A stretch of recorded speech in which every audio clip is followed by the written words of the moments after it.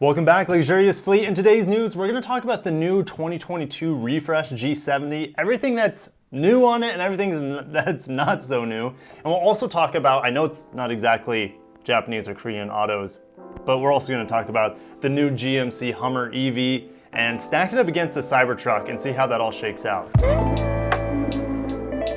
Heading over to the Genesis media page, guys, definitely smash the like button for the new G70. It's a looker. I'm a little infatuated with it. I think it looks great. But what's new about it, other than the design, which puts it up to the same design language as the G80 that just came out and the GV80, the new flagship-ish SUV. But we get a new 10.25-inch touchscreen, I should say, a new driving performance mode. You get 4 all-new wheel designs, and you get a total of 14 exterior colors. 3 of them are going to be matte. So you get a matte white color, matte gray, and a G70 exclusive James Bond silver. Now guys, I know a lot of us were excited to see if they would upgrade the powertrains from the 2-liter to the 2.5-liter that they're putting in a lot of Genesis products right now, and then the 3.3-liter just punched out to 3.5-liter. Sorry to say that they didn't do it. They kept the same powertrains, which I'm a little disappointed about because we see the G80 and the GV80 getting the upgraded powertrain. So if we go down here, it's keeping the gasoline 3.3 turbo, or I should say twin turbo, and it's keeping the same 365 horsepower. You get a little bit more in the sports mode. Speaking of the sports mode, there's a drift mode in the all-wheel drive models. My guess is to to keep the majority of the power to the rear wheels, okay? Now, obviously the rear wheel drive doesn't need a drift mode because it's constantly in drift mode because it's rear wheel drive only. So the all-wheel drive just focuses that power towards the rear wheels a little bit more in that drift mode. Turbo 4-cylinder isn't upgraded here. We still get about the 250 horsepower or so 2-liter. Now, I think the current engine options are still great, but it would have been nice just to get the extra displacement, extra power that we see in the G80 and the GV80. What do you guys think about that? I'll see you in the comments. And I wanted to go through some of the pictures with you guys because this is a great looking sedan. I love the front end. The grille is it's big, but that's kind of the trend with everything right now. I love these split headlights. And that's one of the new features is that you get as an option, intelligent front lighting systems. The side is very BMW-esque, especially with this vent here, and that's one of the pictures of the new wheels. Not a big fan of that style of wheel, to be honest. This here is going to be rear-wheel drive 4-cylinder because of the just single exhaust there. Looking at the interior, here is that 10.25-inch touchscreen. I love the diamond pattern all over the interior. Man, holy cow, look at this, guys. Just impressive.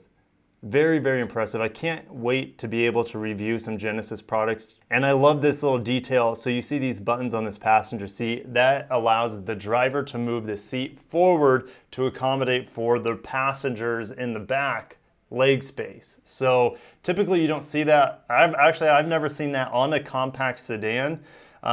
Typically see that on the flagship models like the LS or Genesis G90 series or S-Class if you're a Mercedes. So that's pretty darn cool. And here's the digital instrument cluster behind the steering wheel. Now, this 10-inch touchscreen combined with the digital instrumentation back here looks to be the exact same screens that I just reviewed in the Sonata. So in the Sonata Limited, I should say. That's not a bad thing, however, because all the companies that have a normal division and a luxury division, they share a lot of the technology. But man, you're not going to find seats like this in a Hyundai product. Got to step up to the Genesis. Now, this is our first look here at a matte color. I don't know if this is the silver or the gray.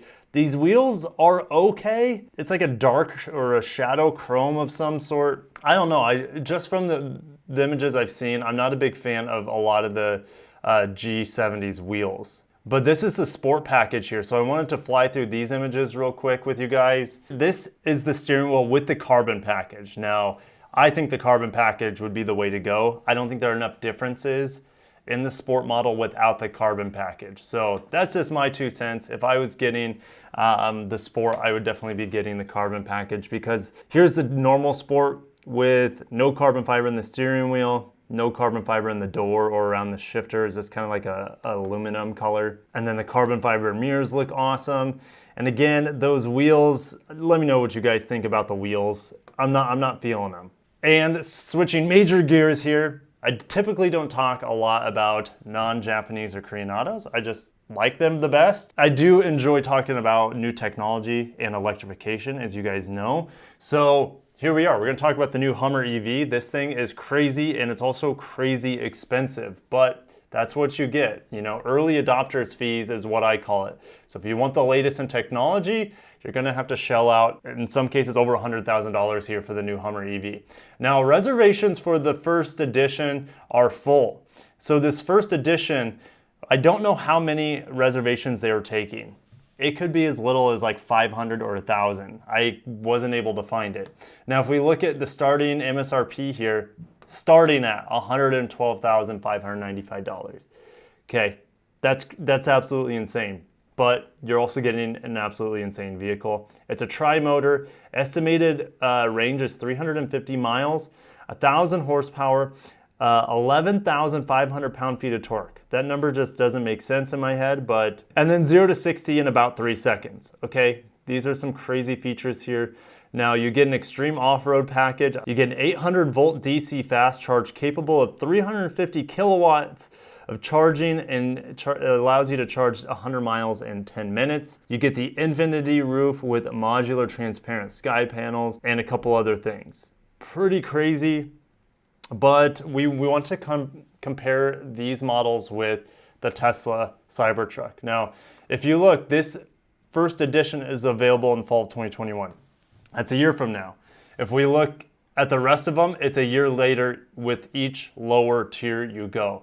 If we go to the Cybertruck, if we look at the tri-motor all-wheel drive, which has about the same stats in terms of tri-motor, super fast, 0 to 60 in about 3 seconds, but the range on the Cybertruck here, they're claiming over 500 miles of range. The biggest difference, I would say, between this Cybertruck and the tri-motor EV or the GMC EV Hummers is the price. Let's just say 70,000, not including full self-driving for the Cybertruck.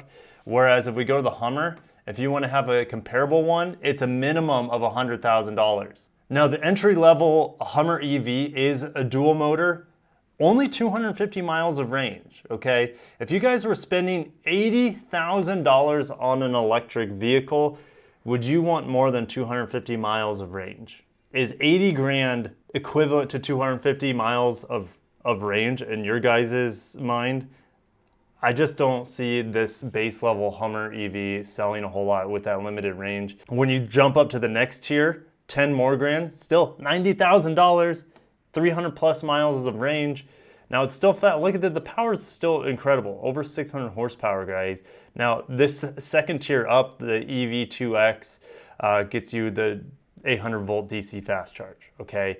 So I think a lot of people are going to be going for the 90,000 plus. So, but if you're going to be spending 90,000, why don't you just upgrade to the 100,000 and you get the 3 motors and an extra 200 horsepower. I'm not on board getting the Hummer EV. If I was getting a ridiculous fully electric truck, probably be getting the Cybertruck largely because of pricing. But when you have that much money, I guess you get what you want anyways. So I will definitely see you guys in the comments below on whether you would want the Cybertruck at way less money, similar specs, or do you want the cool Hummer? There's no doubt the Hummer's cooler in my opinion. It looks better and it has more features, I would say, but the Cybertruck is gonna give you the same performance for significantly less money. So guys, thank you so much for watching. Thank you for dealing with me with non-Korean or Japanese auto news, but I gotta talk about the big news in the industry when it comes out as best as I can, or at least when it's interesting to me. If you made it this far into the video, make sure to smash the like button. Subscribe if you're not, because I would love to get to 100,000 subscribers, and I have tons of content coming. I currently have a Avalon TRD in the driveway that I'm currently reviewing. I like it quite a bit. Big surprise, right? So I'll see you guys in the comments. Thank you so much for watching. Take care of yourselves and have a great one. Peace out.